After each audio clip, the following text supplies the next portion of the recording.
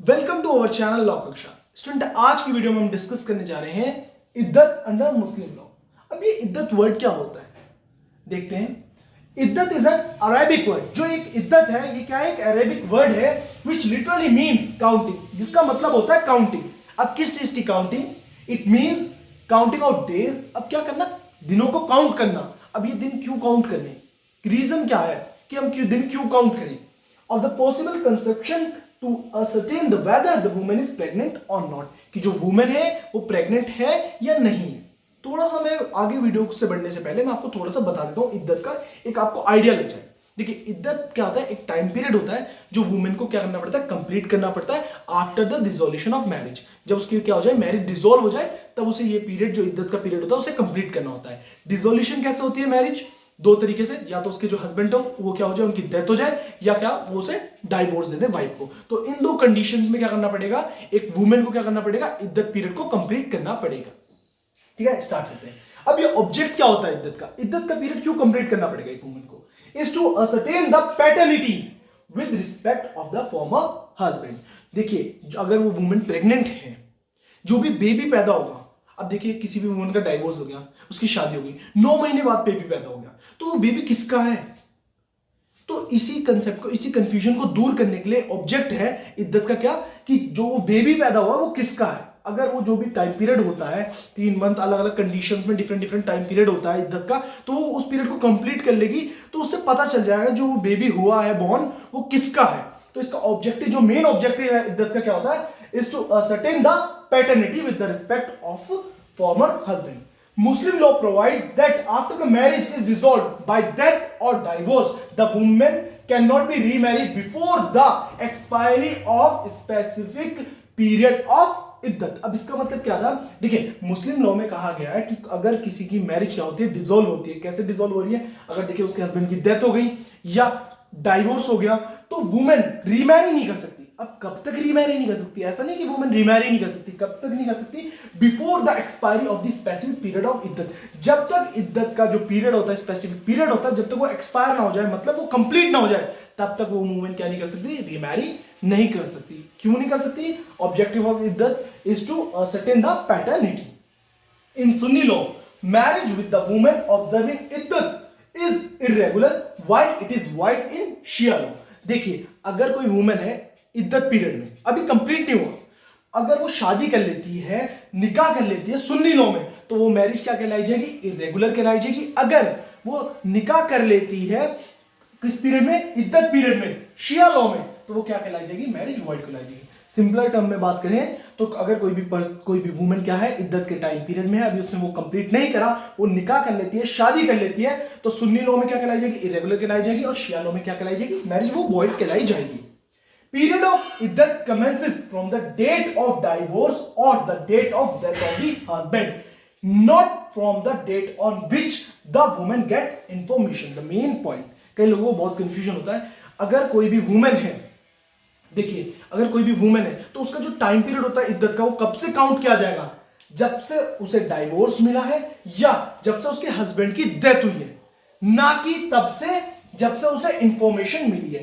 थोड़ा सा एग्जांपल से और डीपली समझ लेते हैं। एक वुमेन है, उसके हस्बैंड की डेथ हो गई है 10 दिन पहले, तो जो उसका टाइम पीरियड है इद्दत का, वो 10 दिन पहले से ही काउंट किया जाएगा, ना कि उसे 10 दिन बाद पता चला कि मेरे हस्बैंड की डेथ हो चुकी है, उस दिन से काउंट होगा। कम जो ना, next slide. Place to observe इद्दत।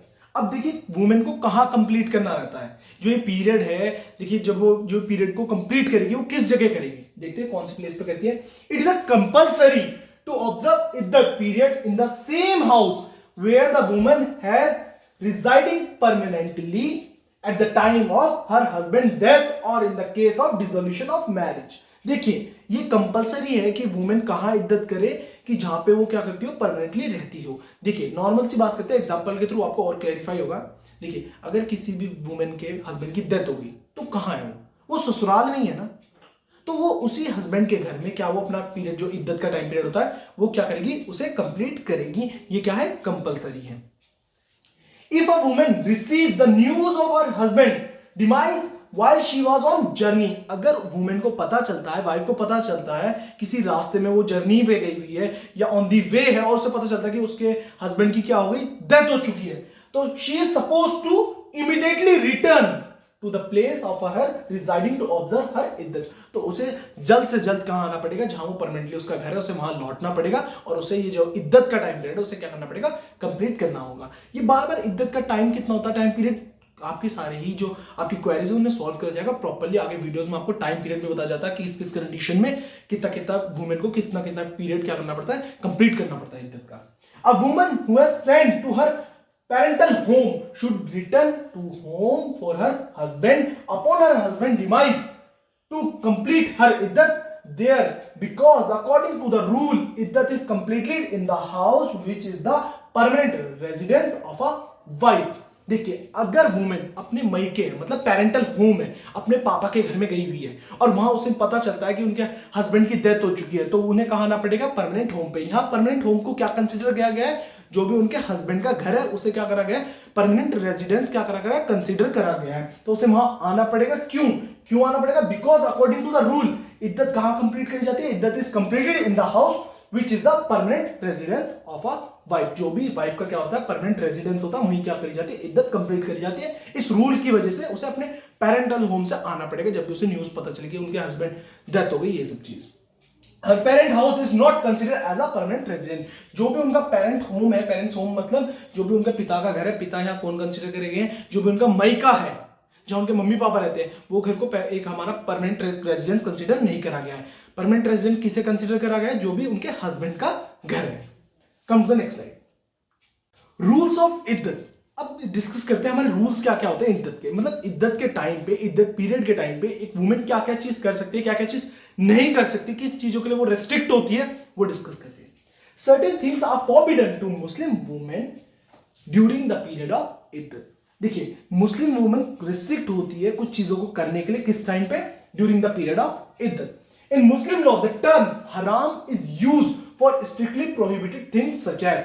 देखिए, कुछ चीजें होती हैं रिस्ट्रिक्टेड करी जाती है मुस्लिम वुमेन को करने के लिए ड्यूरिंग द पीरियड ऑफ इद्दत। जो भी थिंग्स उसे रिस्ट्रिक्ट करी गई है मुस्लिम वुमेन को, तो उन्हें क्या टर्म कहा गया है, हराम कंसिडर कहा गया है। कि कोई भी एक्ट, कोई भी चीज उन्हें मना करा गया है मुस्लिम वुमेन को ड्यूरिंग द पीरियड ऑफ इद्दत, तो उन्हें क्या टर्म कहा गया, उन्हें किस चीज से कहा गया कि वो चीज करना हराम है। जैसे आगे डिस्कस करते हैं, इट इज अ हराम upon a women to indulge into activities of beautifying herself. कोई भी अपने आप को सुंदर बन के दिखाना, कोई भी उनका मेकअप हो गया, ये कैसे कोई भी ऐसी एक्टिविटी में इंडल्ज होना जिससे वो खूबसूरत दिखे, तो वो सब चीज क्या है, हराम है। कब, ड्यूरिंग द पीरियड ऑफ इद्दत। अगर पीरियड ऑफ इद्दत के टाइम पे मुस्लिम वुमेन क्या एक्टिविटीज में इंडल्ज होती है, कौन सी एक्टिविटी में इंडल्ज होती है, कि जिनसे वो बहुत ज्यादा सुंदर दिखे, तो उस एक्टिविटी में इंडल्ज होना क्या कहलाएगा, वो टर्म क्या कहलाएगी, हराम कहलाएगी। होपफुली आपको हराम का मतलब यह समझ आ चुका हो। थ्रू मेकअप और any other ways during iddat. She is forbidden to wear silicon clothes or other gaudy dresses।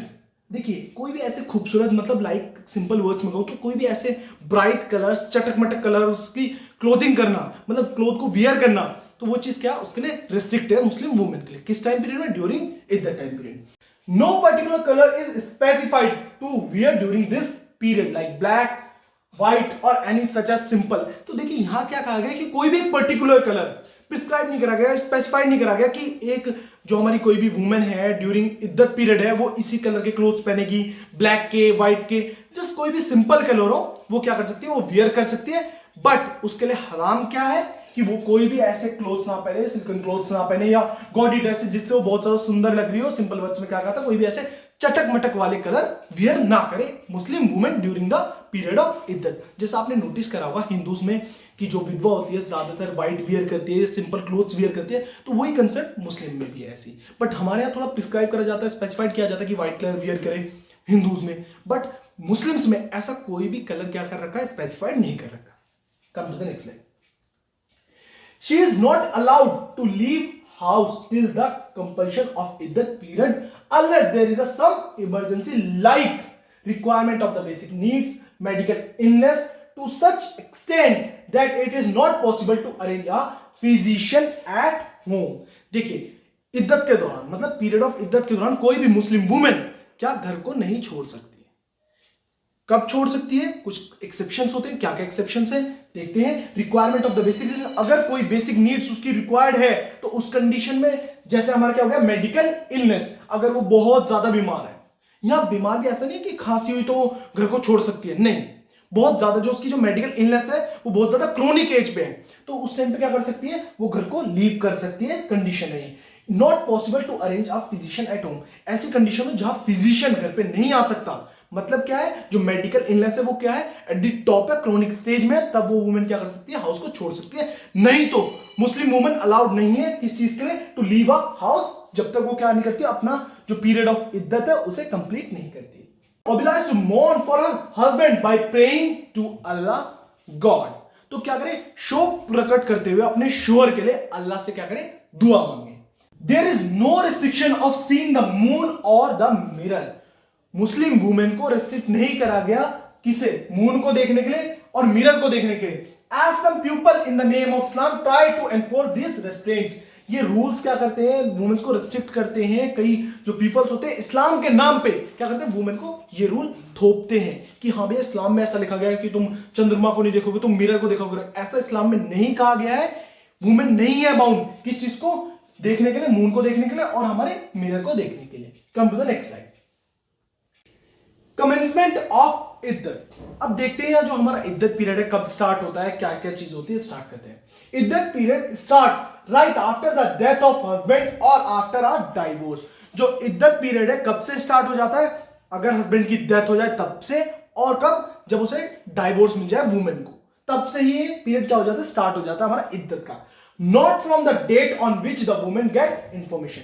ये पीरियड तब से स्टार्ट नहीं होता जब वुमेन को क्या मिलती है, इंफॉर्मेशन मिलती है। मैंने एग्जांपल बताया था अभी पहले और एक और बार बता देता हूं, फॉर एन एग्जांपल कि वुमेन कहीं दूर है, कहीं और जॉब कर रही है, कहीं और रह रही है, उसका हस्बैंड कहीं और है, उसे पता नहीं चला कि उसके हस्बैंड की डेथ हो गई और उसे कुछ टाइम पीरियड बाद पता चला है, लाइक 15 दिन बाद, 20 दिन बाद, तो जो उसका इद्दत का टाइम पीरियड है वो 15 दिन से पहले ही क्या हो चुका है, स्टार्ट हो चुका है। तो रिमेनिंग टाइम पीरियड जो भी जितना भी टाइम पीरियड होगा उसे वो कंप्लीट करना होगा, ठीक है, ना कि तब से जिस दिन से उसे इंफॉर्मेशन मिली है उस एक्ट की। कौन सा एक्ट हो गया यहाँ, हमारे डेथ हो गई और डाइवोर्स का तो पता ही चल जाता है।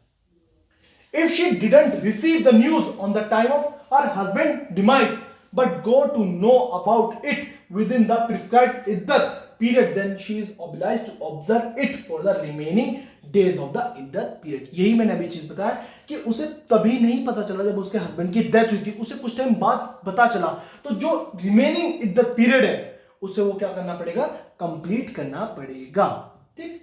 In the case if she receive the news at later stage, अब यहां लेटर स्टेज का मतलब क्या है कि इद्दत पीरियड ही कंप्लीट हो गया, तब उसे वो न्यूज मिली है कि यार उसके हस्बैंड की डेथ हो गई।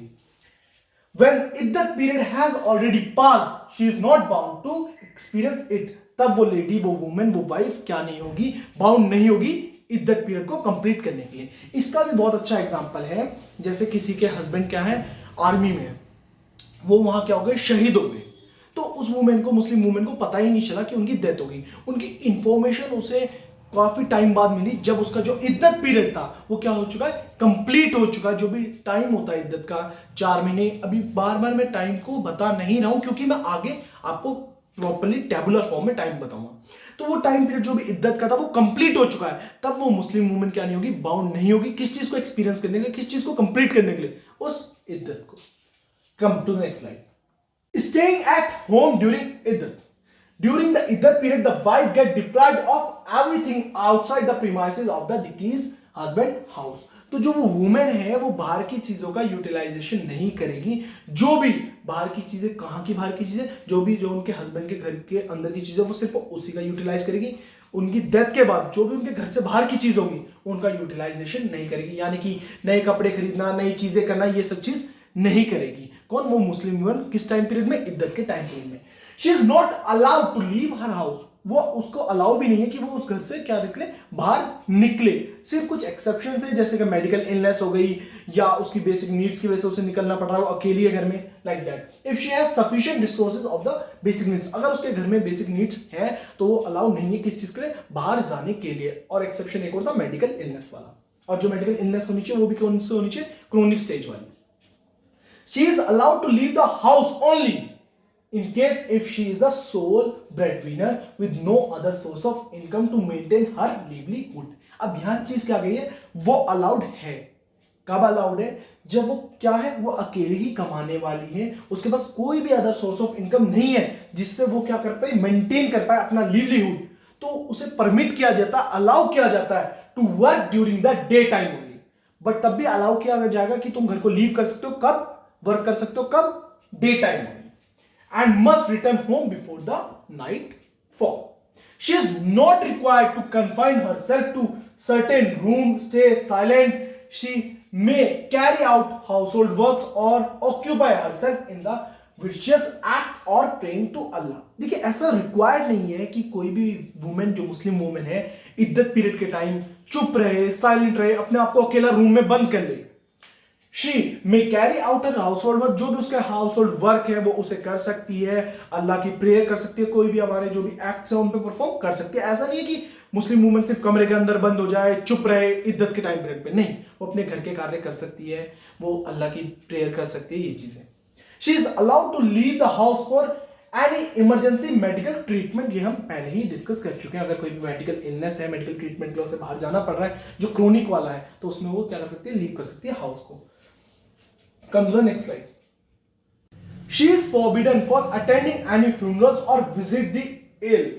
कि देखिए वुमेन, जो मुस्लिम वुमेन होती है, इद्दत पीरियड के दौरान वो किसी भी फ्यूनरल्स में नहीं जा सकती, किसी भी कोई भी पर्सन बीमार है, आइदर वो क्या हो, क्लोज रिलेटिव हो या नेबरहुड हो, बहुत ज्यादा खास हो, या कोई भी बगल में पड़ोसी हो, तो उसको चाहे वो बीमार हो या उसका फ्यूनरल हो, वो उसमें नहीं जा सकती। वो क्या है, रेस्ट्रिक्ट है। कौन? मुस्लिम वुमेन। किस टाइम पीरियड में? ड्यूरिंग इद्दत।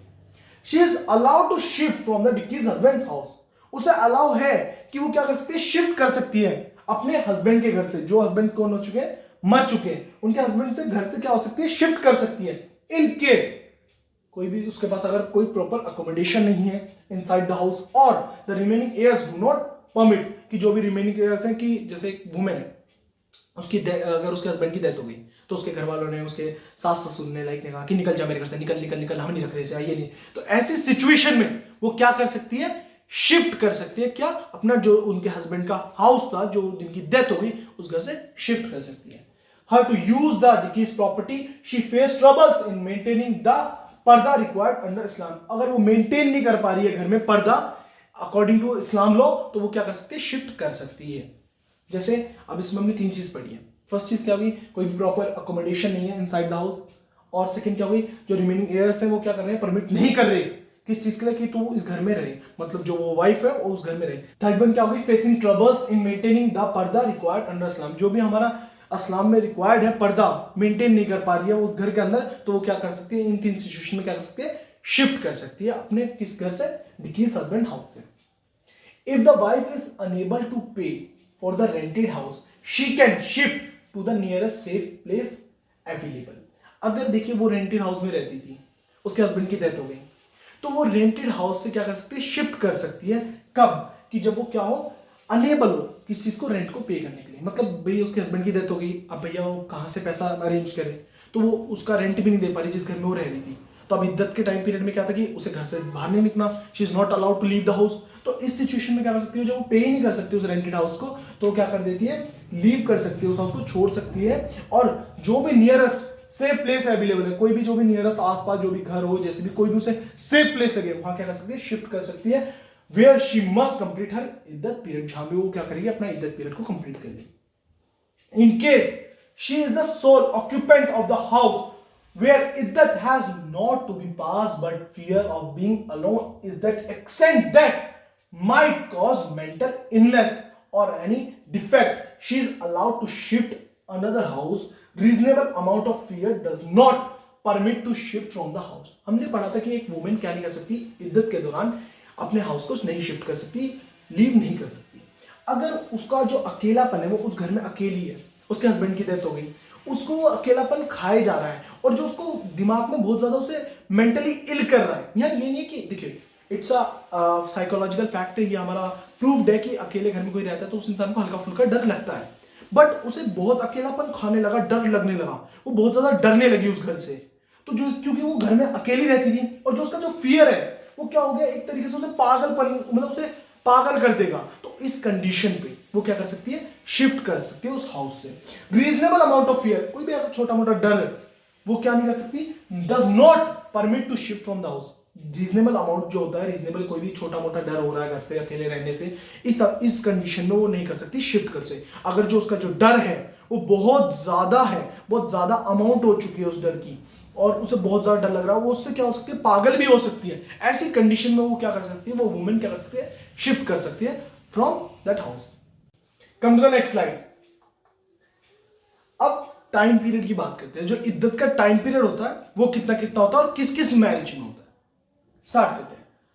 वैलिड मैरिज में देखिए, हमारा जो इद्दत का टाइम पीरियड होता है कब से स्टार्ट होता है, डिसोल्यूशन ऑफ मैरिज में। डिसोल्यूशन कब होता है मैरिज का, या तो हस्बैंड की डेथ हो जाए, या क्या हो जाए, हस्बैंड एंड वाइफ का क्या हो जाए, डाइवोर्स हो जाए, तब वुमेन को, मुस्लिम वुमेन को क्या करना पड़ता है, इद्दत टाइम पीरियड क्या करना पड़ता है, कंप्लीट करना होता है।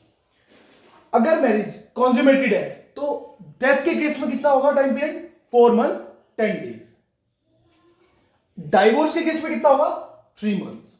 अगर मैरिज नॉट कॉन्ज्यूमेटेड है तो टाइम पीरियड कितना हो जाएगा, देखिए डेथ के केस में अगर हस्बैंड की डेथ हुई है तो वुमेन को इद्दत का टाइम पीरियड कितना कवर करना रहेगा, 4 मंथ 10 डेज।